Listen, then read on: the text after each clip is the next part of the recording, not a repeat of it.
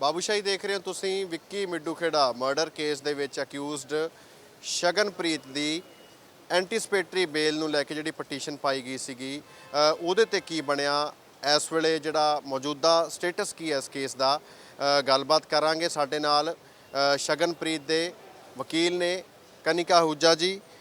Kanika ma'am, ਪਹਿਲਾਂ ਤਾਂ ਜਿਹੜਾ ਸ਼ਗਨਪ੍ਰੀਤ ਦੇ ਰਿਲੇਟਡ ਜਿਹੜਾ ਚੱਲ ਰਿਹਾ ਕੇਸ ਤੁਸੀਂ ਕਰ ਰਹੇ ਹੋ, ਪਟੀਸ਼ਨ ਉਹਨਾਂ ਵੱਲੋਂ ਪਾਈ ਗਈ ਹੈ ਜਿਹੜੀ ਐਂਟੀਸਪੇਟਰੀ ਬੇਲ ਨੂੰ ਲੈ ਕੇ, ਉਹਦੇ ਬਾਰੇ ਥੋੜਾ ਬਰੀਫ ਕਰੋ ਕੀ ਹੈਗਾ ਤੇ ਹੁਣ ਕਰੰਟ ਸਟੇਟस ਕੀ है। शगनप्रीत जो कि सिद्धू मूसेवाला के डी फैक्टो मैनेजर थे, उनकी तरफ से हमने 2 पिटिशन हाई कोर्ट में फाइल करी हैं। पहली पिटिशन एंटीसिपेटरी बेल एप्लीकेशन की है। विक्की मिड्डू खेड़ा के केस में शगनप्रीत को अब एज एन एक्यूज नॉमिनेट कर दिया गया है और इसीलिए हमने एंटीसिपेटरी बेल के लिए एप्लीकेशन फाइल करी है। जो सेकेंड पिटिशन है वो right to life and liberty, अपनी प्रोटेक्शन और सिक्योरिटी को लेकर शगनप्रीत ने फाइल की है, जिसमें हमने थ्रेट परसेप्शंस को कोर्ट के सामने रखा है कि क्योंकि इस समय शगनप्रीत एब्रॉड हैं, उनके एब्रॉड रहते हुए बहुत सारे सर्कमस्टांसेस यहाँ हो चुके हैं। उनके एब्रॉड जाने के बाद उनको विक्की मिड्डू खेड़ा के केस में नॉमिनेट किया गया एज एन एक्यूज। उसके बाद सिद्धू मूसेवाला का मर्डर, ये सारे ही सर्कमस्टांसेस को देखते हुए हमने ये रिट पिटिशन फाइल करी है कि there are apparent threat perceptions, threat है एमिनेंट राइवल ग्रुप्स की तरफ से। हमने नेम भी किया, उनको रिस्पोंडेंट भी बनाया है और इसलिए हमें सिक्योरिटी की ज़रूरत है। अगर वो इंडिया वापस आते हैं तो उनके साथ भी कुछ ना कुछ इंसिडेंट हो सकता है, जैसे सिद्धू मूसेवाला के साथ हुआ है। और इसीलिए दोनों ही पिटिशन्स को हाई कोर्ट में डाला था, जिसमें पिछली डेट पे दोनों में ही नोटिस हो गया था।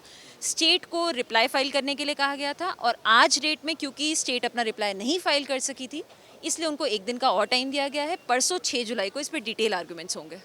ਮੈਮ, ਉਹ ਆਸਟ੍ਰੇਲੀਆ ਨੇ ਤੇ ਇੱਥੇ ਆਉਣ ਨੂੰ ਕੋਈ ਲੱਗ ਰਿਹਾ ਵੀ ਆ ਸਕਦੇ ਨੇ ਜਾਂ ਆਉਣਾ ਚਾਹੁੰਦੇ ਨੇ, ਕੋਈ ਗੱਲਬਾਤ ਜੋ ਉਹਨਾਂ ਵੱਲੋਂ ਸਾਹਮਣੇ ਆਈ? देखिए, ऑस्ट्रेलिया से उनकी वापसी की टिकट पहले ही हुई थी, लेकिन क्योंकि उनको इस बीच नॉमिनेट कर दिया गया, सिद्धू मूसेवाला का मर्डर हो गया और इसको लेकर इसलिए हमने पहले अपनी प्रोटेक्शन के लिए पिटिशन डाली है। Anticipatory bail is also right of every citizen of India. In case वो यहाँ आते हैं बिकॉज उनको फॉल्सली इम्प्लीकेट किया गया तो अरेस्ट हो सकती है, इसलिए हमने एंटीसिपेटरी बेल डाली है और अपनी लाइफ एंड लिबर्टी के प्रोटेक्शन के लिए, जो कि एक कॉन्स्टिट्यूशनल राइट है, उसके लिए हमने पिटिशन डाली है। ऑस्ट्रेलिया में वो हैं लेकिन वो इन्वेस्टिगेशन ज्वाइन करना चाहते हैं और एज एन क्या फेट होता है आज की हमारे आर्गूमेंट्स को, परसों आर्गूमेंट्स होंगे, उसके बाद ये क्लियर होगा कि वो कब आते हैं और कब इन्वेस्टिगेशन ज्वाइन करते हैं। ਮੈਮ, ਜਿਹੜਾ ਦੂਜਾ ਕੇਸ ਹੈ ਕੈਬਨਿਟ ਮਿਨਿਸਟਰ ਰਹੇ ਡਾਕਟਰ ਵਿਜੇ ਸਿੰਗਲਾ ਦਾ, ਜੁਡੀਸ਼ੀਅਲ ਕਸਟਡੀ 'ਚ ਨੇ, ਉਹ ਵੀ ਤੁਸੀਂ ਕਰ ਰਹੇ ਹੋ ਡੀਲ ਉਹਦੇ ਨਾਲ, ਉਹਦੇ ਤੇ ਵੀ ਅੱਜ ਜਿਹੜੀ ਹੀਅਰਿੰਗ हैगी है, सुनवाई होनी है, ਉਹਦੇ 'ਚ ਕੀ हो सकता जी? देखिए, उसमें हमने विजय सिंगला की रेगुलर बेल एप्लीकेशन कोर्ट में फाइल करी थी, जिसमें स्टेट को नोटिस हुआ था और स्टेट अपना रिप्लाई फाइल कर चुकी है। अगर आप इंटायर एफआईआर को देखेंगे तो देयर इज़ नो एलिगेशन कि उनको ब्राइब दी गई है। उनकी अरेस्ट को आज 1 महीने से ज़्यादा हो चुका है लेकिन उनसे कोई रिकवरी नहीं है, कोई ब्राइब की रिकवरी नहीं है। ये एडमिटली स्टेट के रिप्लाई में भी है। सो उन्हें फॉल्सली इम्प्लीकेट किया गया है, फर्स्ट। सेकेंड, जिस तरह से एफआईआर रजिस्टर की गई और उनको अरेस्ट किया गया, there is non compliance of section 17A of prevention of corruption act. Sanction लेना ज़रूरी था, सैंक्शन नहीं लिया गया। एफआईआर जब हुई वो जिस ऑफेंस में हुई है वो ऑफेंस 7 साल की इम्प्रिजनमेंट से कम के ऑफेंस है, इसलिए उनको अरनेश कुमार फॉलो करनी चाहिए थी, जो कि सुप्रीम कोर्ट की गाइडलाइंस है। उनको नोटिस देना चाहिए था, जो कि नोटिस विजय सिंगला को नहीं दिया गया।